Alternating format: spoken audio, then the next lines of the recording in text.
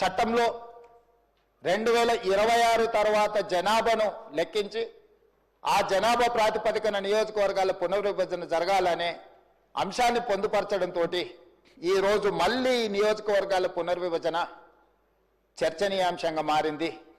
అయితే ఈ నేపథ్యంలో ప్రభుత్వానికి కేంద్ర ప్రభుత్వానికి సంబంధించిన కొంతమంది మంత్రులు అసలు ప్రభుత్వం కేంద్ర ప్రభుత్వం నిర్ణయమే తీసుకోలేదు, కేంద్ర ప్రభుత్వం దగ్గర ఎలాంటి ఆలోచన ప్రతిపాదననే లేదు, మీరు ఎందుకు ఆందోళన చెందుతుండ్రు అని ఒక చర్చను లేవనెత్తడం జరుగుతుంది. అధ్యక్ష, తమరి ద్వారా తెలంగాణ రాష్ట్ర ప్రజలకే కాదు కేంద్ర ప్రభుత్వానికి కూడా ఈ సభలో ఒక తీర్మానాన్ని ప్రవేశపెట్టి ఈ సభలో ప్రాతినిధ్యం వహిస్తున్న బీఆర్ఎస్, బీజేపీ, ఎంఐఎం, సిపిఐ పక్షాలను అందరినీ కూడా ఈ తీర్మానానికి సంపూర్ణంగా మద్దతు ఇచ్చి, ఎందుకు అంటే జనాభా ప్రాతిపదికన ఒకవేళ నియోజకవర్గాల పునర్విభజన జరిగితే ఆనాడు 1971 జనాభా లెక్కల తర్వాత కేంద్ర ప్రభుత్వము జనాభా నియంత్రణ కోసం విధి విధానాలను తీసుకురావడం జరిగింది.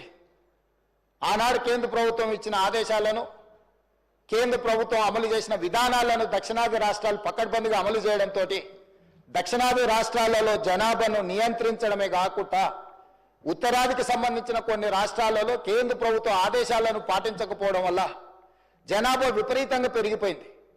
ఈరోజు ఉత్తరాది రాష్ట్రాలకు సంబంధించి ప్రధానంగా బీహార్, మధ్యప్రదేశ్, రాజస్థాన్, ఉత్తరప్రదేశ్ లాంటి, ఛత్తీస్గఢ్ లాంటి రాష్ట్రాలలో జనాభా అత్యధికంగా పెరగడంతో ఈ దక్షిణాది రాష్ట్రాలుగా పిలువబడుతున్న కేరళ, తమిళనాడు, ఆంధ్రప్రదేశ్, తెలంగాణ, పుదుచ్చేరి అండ్ కర్ణాటక మనం జనాభా నియంత్రించడం వల్ల జనాభా స్టెబిలైజ్ అయిపోయింది. పుట్టే జనాభా, చనిపోయే వాళ్ళు దాదాపుగా 1.8% డిఫరెన్స్, అంటే పెద్దగా జనాభా పెరగడానికి అవకాశం లేదు.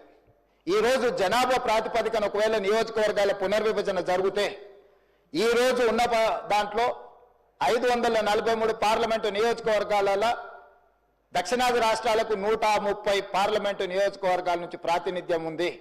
అంటే 100%లో మన ప్రాతినిధ్యం 24%. ఈ 24% ప్రాతినిధ్యంతో మనం కేంద్రంలో దక్షిణాది రాష్ట్రాల యొక్క హక్కుల కోసం మనం రిప్రజెంట్ చేస్తుంటే, ఒకవేళ జనాభా ప్రాతిపదికన నియోజకవర్గాల పునర్విభజన చేపడితే 24% ఉన్న దక్షిణాది రాష్ట్రాల యొక్క ప్రాతినిధ్యం 19%కి పడిపోవడానికి అవకాశం ఉంది. తద్వారా రాజకీయంగా నేను బయట కూడా చెప్పినా, ఇక్కడ కూడా చెప్పదలుచుకున్నా, delimitation is limitation for south. నియోజకవర్గాల పునర్విభజన అనేది రాజకీయంగా దక్షిణాది రాష్ట్రాలను నియంత్రించడానికి కేంద్ర ప్రభుత్వం వినియోగించుకుంటుంది. ఇది ఏమాత్రం మన దక్షిణాది రాష్ట్రాల హక్కులకు, దక్షిణాది రాష్ట్రాలకు మంచిది కాదు, క్షేమం కాదు.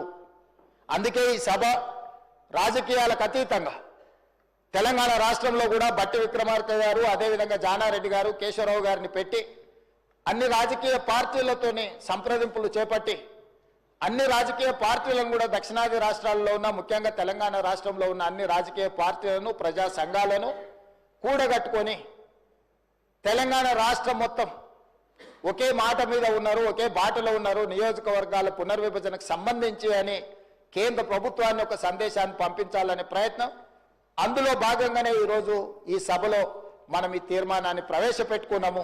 ఈ తీర్మానం నేపథ్యంలో ఏదైతే కేంద్ర ప్రభుత్వం కానీ లేకపోతే కొంతమంది వాదనలు ఏవైతే చేపడుతుండ్రో, ఈ వాదనలకు సంబంధించి కొన్ని వివరాలు ఈ సభ ద్వారా నేను తెలంగాణ సమాజానికి చెప్పదలుచుకున్నా.